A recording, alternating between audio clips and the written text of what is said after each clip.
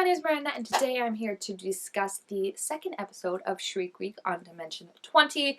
This is the halfway point of the series since it is only a 4-episode series. I hate the 4-episode series, guys. It's like Magic and Misfits, how it was only 4 episodes and I was like, I need a whole season of these characters, and that's exactly how I feel about these guys. I feel like 4 episodes isn't enough time to wrap up a complete mystery, and it's certainly not enough time for me to fall in love with these characters and then be ready to say goodbye to them. So my only hope is that because this is like Magic and Misfits, and now we know Magic and Misfits is getting a holiday episode special, I don't know still if that's a one-shot or if it's going to be like another like 2 or 3 things or something like that, but they're getting a holiday little spin-off, so I'm hoping, since this is also 4 episodes, that means Shriek Week can get a little holiday spin-off one-shot kind of thing.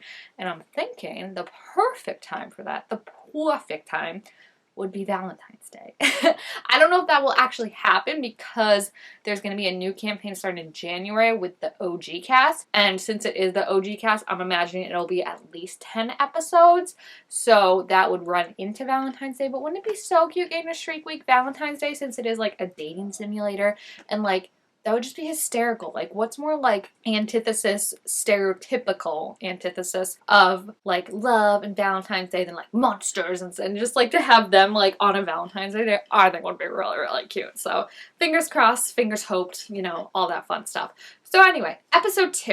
Remember how in my episode 1 review I was like, guys, I really love this, and I love that it's a dating simulator, but I'm also like, is there gonna be a mystery? Because you know me, and I love not only solving mysteries, but figuring out what the mysteries are gonna be. So my ears were already perked in episode 1 to be like, what is this mystery that we may be solving? And I honestly thought it was going to be something with Van Helsing and this party. It still could be. I don't think Van Helsing was one of the people that got eaten or kidnapped or whatever they are now by the plants. I think they are still out there. I could be wrong about that though. But it did kind of confirm my theory that I think the party is going to be the final day. Like the final episode will be the Saturday party, which means that this all could be leading up to something, and this could be Van Helsing, I almost said Van Halen, Van Helsing's big plan to, you know, get everyone together and take all the monsters out, since that is like their birthright, is being a monster hunter. So I'm still a little curious about that, I gotta be honest with you. And just, yeah, the whole thing about how they were like, we need to have, like, make sure you're bringing a +1, bring as many people as you can, like, are you making connections? It's all just very suspicious in my mind. So I really liked getting into the mystery of this whole thing, and the plants, so creepy and so good. I think like that is just a very good device to be like creepy. It's just like this plants that's like overtaking everything, and like these vines that are growing and they're everywhere. I love, love, love that Megan's fermentation stuff was what killed it. And then when she started rolling good like rolls, and by she I mean Megan, not Allie, but when she started rolling good rolls, like that meant it was, like, Allie said it good in the adventuring party of how, like, it was, like, good rolls was actually, like, bad stuff happening, so, like, it was good for the fermentation, but bad for, like, story-wise and killing these things and stuff like that. So, I don't know how they're gonna get rid of this, because I feel like they tried all the things that you would try. You know, they stomped on it, they poisoned it, they got rid of parts of it, and the plants seem to be adapting and changing, and I don't know if they're cloning everyone or just Todd. That's also very concerning, about how they're like, I'm number 14, and you're just like, oh, I don't like that at all. And when Seven bit it and it tasted not right, like, vomitrosis. I do love, oh my gosh, Seven was such like a hot mess. I feel like she's one of those characters that like people will hate just because she's not progressing the story along, or like doing what you think, like, what if you're put in a situation like that and be like, hey, you're playing a game, there are these plant things attacking you, like, obviously your main thing is like, I'm gonna attack them and I'm gonna use my turns to try and attack them. She, though, stayed true, I give Danielle credit, stayed true to Seven's character and who she is. She wanted that wolf, and she knew that's what she wanted, so she made them a cute little cheer squad with matching outfits, and just the image of it is just, in my mind, is hysterical to just think that, like, Megan and Tootie are, like, literally fighting off these things, Megan's like furiously trying to mix stuff. Tootie is like chopping them, and what was she doing too? She was strangling them with her bandages. And then there's just Seven who's like, all right, 1, 2, 3, 4, and working on like cheers and all that. I thought that was, oh my gosh. I honestly though, I will say that going into this, I thought Megan was going to be my favorite character just because Allie, generally, her characters own my heart. And then after the first episode, I was like, nah, Seven's going to be my favorite character because she's just so chaotic and her whole vibe and energy I love, and her dad being the Count is a hysterical plot twist that I would never ever think of. So I was like, Seven's going to be my favorite character. But after watching this episode, combined with the first episode, Tootie's my favorite character. I had said before that I'd never actually seen Lily play. I know she had played in the Tiny Heist with the McElroy brothers, but I haven't seen her play.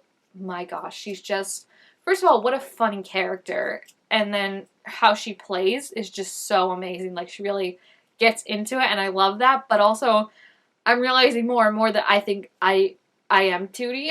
Like, you know, she's like this, like, person that's kind of stayed quiet and in the background, and now she's trying to do like new Tootie and, you know, not be involved in like to me it's like if Velma like gave up on the mystery machine and was like, no, like I just want to like have a social life, and like I don't want to be about like solving mysteries, and like I'm not interested in this, like this isn't for me anymore, like that's old Velma. But she gets sucked back in immediately because that's what happened with Tootie. Tootie was like, no, like, I'm not getting involved with all this stuff this year. Like, I just want to focus on getting in a possible bay, as many bays as I possibly can even.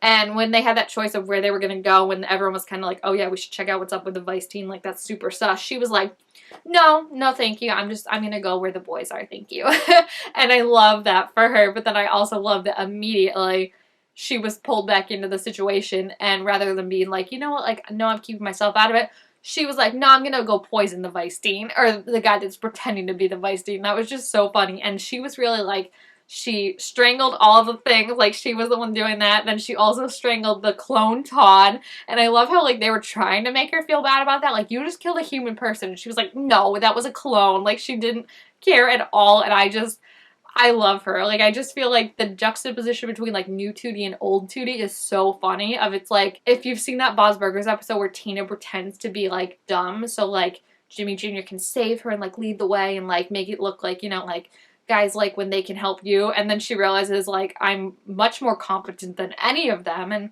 we're gonna die if I don't do something. Like, I feel like that's Tootie right now, is, like, she wants to be, like, oh, like, just, you know, laughing at, like, cliques and all that, but then, like, when push comes to shove and stuff's going on at the school, she's like, no, I can't just sit back and watch. Like, it's just so funny that, like, she didn't want to be involved at all, and then she kind of got dragged in, and then, on top of all that, once she gets dragged in, she's like, alright, if I'm here, I'm going 100, full send. Like, we're no pulling back with this. So, I love her so much, and I think it's so funny to see, like, the friend group, too, how they interact and stuff, because Seven and Terry obviously do not get along. Like, it'll be really funny, I think, if they end up together, but they don't get along. We've known from the first episode that there was a love triangle they were involved in, and then this, it also makes sense, vampires, werewolves, you know, just, like, always have been enemies in lore and stuff like that, so it makes sense that, like, they wouldn't get along, but yeah, you really see how, like, they kind of, like, insult each other and pick at each other, and it seems to be building to something. I'm a little worried, which is funny too, since it's his cousin, right, that Seven is interested in, so it's super funny that you think he'd be kissing up to him to get in better with the cousin, but then I feel like the cousin also knows that Terry is just a hot mess. So I can't wait to see what his play is going to be like. I really hope he can have it, because they were talking about in mentoring party, if he was like, I know that something's going to come up that's going to ruin this play, and Allie was kind of trying to comfort him and be like, oh, well, maybe it'll be like at intermission and you'll get part of the play, but he's like, I just know that these plants are gonna mess with it, and I don't know who's behind it. Like, I almost said Van Halen again. Van Helsing is like my main kind of thing right now, but they did bring up a good point in that Mothman was being super sus and is apparently packing way more muscle than we thought. Like, he's got some long, beefy legs that we just did not know about. And I just feel like, yeah, it was very suspicious that he was like, oh, I was there with the Baba Yaga he was there with. And we haven't seen them yet, so we don't know what actually happened to them. And he did technically, like, send the four, like, why pick the four of them to say that? And then he also, like, just sent them on their way and was like, yeah, go check this out. we also don't know why the cousin showed up. I don't think she ever said, like, what she was doing. I don't think she ever said what she was doing, so she just kind of showed up, which could also be a little sus, especially if Seven is involved with her, because I don't want her to get hurt. But yeah, right now I think the party is most suspicious of Mothman, so I kind of am too.